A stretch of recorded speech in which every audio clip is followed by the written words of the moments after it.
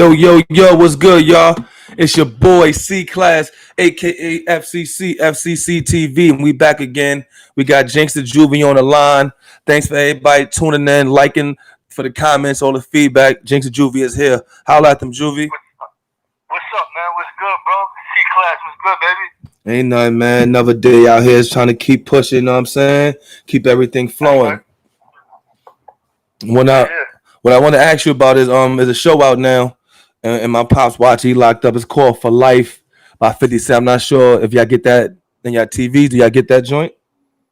Yeah, you know that's on regular channels, so we definitely check out that. That's one of the best shows out there. The content that 50 brought to the world, man. That content right there, that jailhouse lawyer, that's actually the type of individual who got my court case right now in front of the judge. You know what I'm saying? I paid a paid lawyer who did a horrible job on my law work, and I gave it to a jailhouse lawyer who overlooked it and told me to file a different motion, and he did it himself, and now I just was granted a new evidentiary hearing. So that content that 50 got playing in the For Life joint, that's really actually something I seen, personally. And I seen the dude, Chad Marks, who did my work. Right now he works for freedom fighters. He just gave back a 40-year sentence. Ooh. You know what I'm saying? They reduced it to 20 years, and he went home two weeks ago. So just to see him go out there and do the law work on his own, and to know 50 got a show that represents the content that dudes is really going through behind these fences, it's a beautiful thing to watch and see. Definitely. King Kuda said, shout out King Kuda. He's from LH, but he moved down to VA. You know what I'm saying? He said, shout out to Jinx Da Juvy. Hold your head. Yeah, Kuda, man. Shout out to the homie, man. I know little bro, man. Hold it down out there. I'll be back in a minute, you heard? Definitely. And you got another message too. Another dude hit you up. You know what I'm saying? I text you that. But yeah, speaking of that, when you first saw the show For Life, what was your thoughts when the show first came on and you were sitting in jail watching it? Well, when I first saw the 50 Cent new TV series For Life, the first thing I thought about was like, wow, man, this dude is really bringing content that's relevant to the people. And it's not a lot of, African American black brothers coming from the hood like 50 did that's really going forward to bring, the content that he's bringing to a national level and putting it on TV. Most people get a position and then they get lax and they get comfortable, or, they try to clean their image up and not want to bring the serious content to the world. And just to see him, bring something real that I was going through at the same time watching, man, it was just, empowering just to see that, man. Because a lot of dudes, basically, when they catch cases out there, the first thing dudes want to do is go pay a big-time lawyer. Them lawyers got a whole bunch of cases. They don't really give a fuck about you. You know what I'm saying? They'll sell you out. It happened to me 2 different times. You know what I mean? When I first started my case, the lawyer I had sold me out. That's why I'm back on ineffectiveness and counsel right now. My appeal, I paid a paid lawyer out there to work on my law work who was in the mix of selling me out, and it took a jailhouse lawyer to basically save my life. So that's a life show right there, man. It's something that I'm going through right now. That's definitely real. A paid lawyer versus a jailhouse lawyer, and a jailhouse lawyer get the results. Right. Now I want to ask you. Jailhouse lawyers, they basically, their emotions are attached to the work, because they're going through the same struggle as the defendant that they serving. So they understand the importance more than a paid lawyer out there who has his freedom. Exactly. They got a lot invested in it. Exactly. So a question would be watching For Life on TV, being on the inside, how accurate does it portray life inside jail? Like, is that how it happens? Or sometimes movies portray stuff that ain't really happening. How much of it is accurate to you? I'm going to be totally honest. Every time you talk to me, C Class, I'm going to come from the heart and speak the truth. You know what I'm saying? I'm in my purest form right there. What you see on that For Life joint is really how it go down. Brothers is back here fighting for their life. You know what I'm saying? You got dudes that's in here for life that ain't never coming home. You got dudes that's doing their law work. You got dudes that's getting cut, that's getting stabbed. You got dudes that's, doing all the things that you see on there. It's nothing fabricated on that show. And I just appreciate the fact that instead of going into the violence of the things that go on behind these fences, for him to turn to the attorney part of things and how jailhouse lawyers, brothers help each other, I think that was good for the people. sure that it just ain't monsters behind these fences. You got educated brothers that's fighting for their freedom to be out of this oppression that's being served right now. So question, how did you meet, pardon me, this guy Chad Marks? How did you come across him? How did y'all connect? First and foremost, I thank God for that, man, because Chad Marks came from a whole nother jail. God took him from FCI Raybrook up in New York and brought him down to Kentucky and stopped me in my tracks before filing the motion that was messed up by the pay lawyers that I had. And when he got to the jail, his name was ringing bells for doing law work. So I went to, holler at him to make sure that the paperwork I was about to file was in order, because I was already aware of how lawyers can sell you out. So, God brought us together, man. And that's what I mean about the whole universe thing, of the universe bringing people together and, being right with the world. So that's how I look at Chad Marks, man. That whole... This call is from a federal prison. That was a God-sent intervention. So next question will be, what is it like mentally waiting on the appeal process, and how long does it take to find out the information? It takes prayer, man. First and foremost, it takes prayer, it takes patience, it takes diligence, it takes studying. Sometimes dudes could get in jail, like with the time that I got, coming here, start drinking, smoking, worrying about the weight pal, worrying about, playing tickets, chasing a girl out there who left him, all type of shit like that. A dude really got to lock in and focus. So it takes a lot of focus. It takes a lot of prayer. It takes a lot of patience. You know what I'm saying? You got to understand that it's going to be a fight. They're going to deny you. You got to still fight. When I first got locked up, I filed the direct appeal. I got denied. And you know what's so crazy about that? I got my denial in the mail on my birthday. So that was a hard blow for me. You know what I'm saying? But I ain't stopped. I filed another motion, which is a 2255 ineffectiveness of counsel, and now I'm waiting right now to be transferred back to New York for an evidentiary hearing. So filing out on your birthday, what did you do for that day? Did you lock in your cell the whole day? Like, what was that day like? Getting the news on the day you celebrating your born day, being here another year. Hey, man, I'm going to keep it all the way 100. Like I said, man, I went inside my cell, man. I dropped tears, man. That was a hell of a birthday present, man. You know what I'm saying? I dropped tears in my cell, man. This is real nigga shit right here, man. This is coming from the heart, man. Going to that mail room and getting mail on your birthday and getting denied in the courts, knowing that you got 25 years, man, that was an emotional state, man. And holding back tears for so many years, they just dropped. You know what I'm saying? I sat in my cell and I dropped a few, homie. Definitely. That's real, though. It's real, man. He told you he cried. A lot of people want to admit it, but, it's real. When you got to release pain, you can't hold it in. So Hey, I'm gonna keep it 100 with you, man. Lil Boosie Tupac album got me through that, man. What? He said some shit in there. He said, dropping tears in the cell by his lonely. You know what I'm saying? Like, that Tupac album is real, man. Get me out of here. Trust nobody. That whole Tupac album got me through fighting this case, man. I listen to that every day, man. So shout out to Lil Boosie, man. He definitely got me through the struggle and some hard times behind these fences. Definitely, because he was fighting life, death penalty, all type of stuff. Right. So I can relate, man. So fighting your appeal with a jailhouse lawyer and having a lawyer, how does that work? Do your lawyer step in? Do you step them out? How does that work? Filing an appeal with someone else besides your counsel? You gotta fire him. You gotta get rid of him, man. Oh shit. Okay. You gotta get rid of him. So that's what I did. I got rid of him and I filed pro se. I let the jailhouse lawyer do the law work, and I filed it on my own. Okay, all right. Just trying to understand that. So being locked up, question I want to have, is there any rehabilitation programs, any things in there that they have for people in there re-entering before they leave, or anything for them to be constructive? So when they do leave? Yeah, it's a lot of programs behind here, man. You just gotta apply yourself. Like I said, dudes can sit in front of the idiot box all day. That's what I call the TV, the day room. You can sit in the day room all day.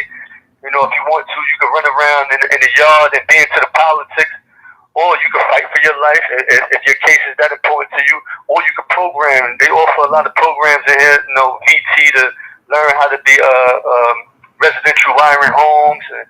You have the SAT program for account receivables and Unicorn. You have the HVAC.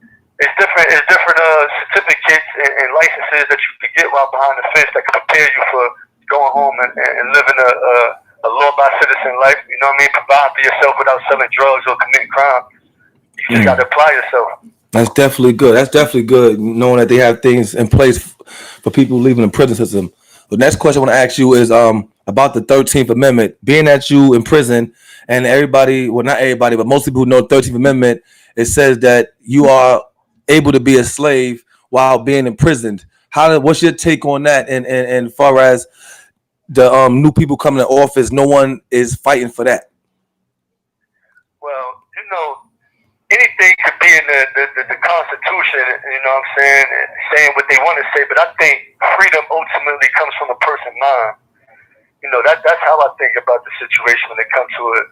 It could be in black and white, that you could be legally a slave. I've seen dudes come in here and say that we out of our jurisdiction, they more science temple, and the laws don't apply to them. And I seen them go in front of that courtroom and get life. You know what I'm saying? So you got to be careful of getting so much caught into the constitutional rights of the 13th Amendment, this, that, and the third, when you're fighting with these people, because they ultimately, right now, got their foot on our necks.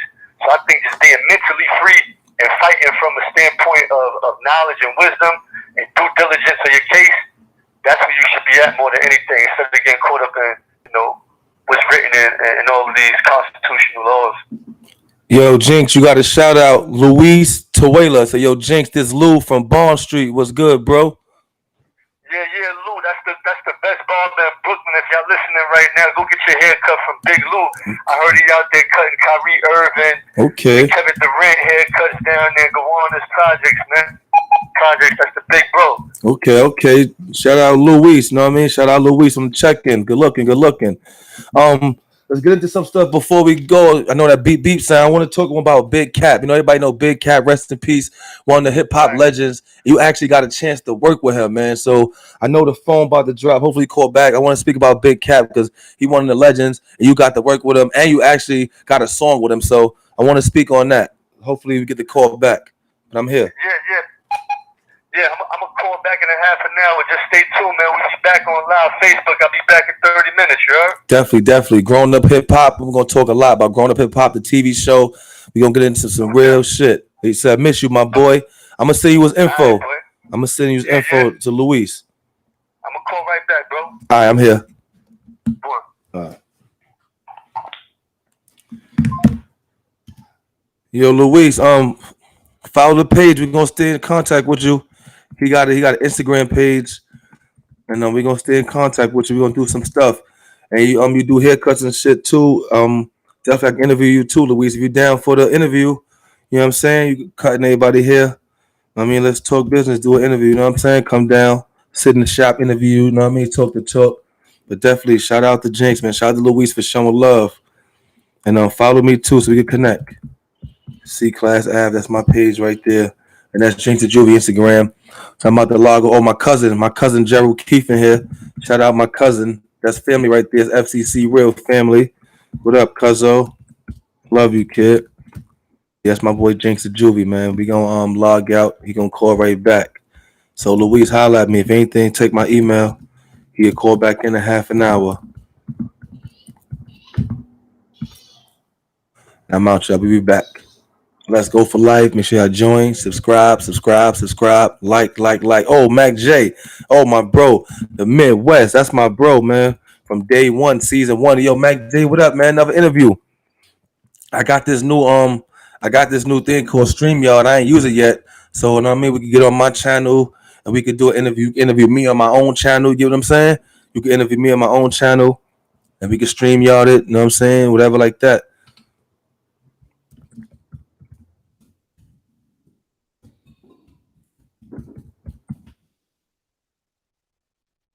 Definitely free Jinx, man. That's the guy, man. Word.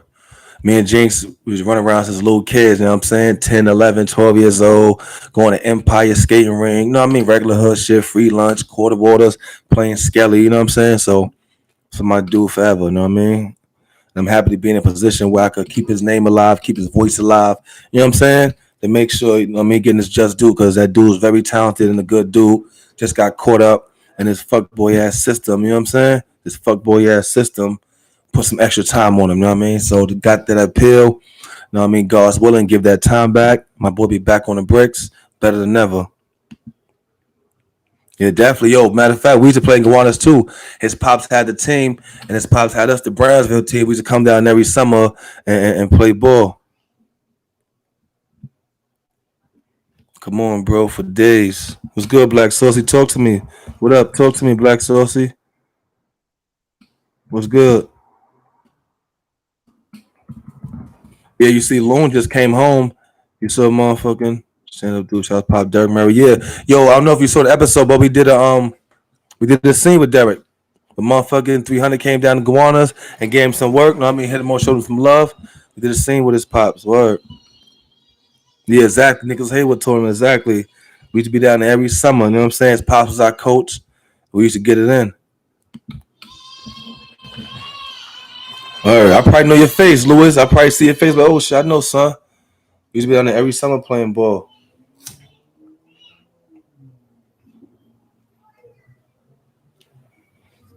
Oh shit.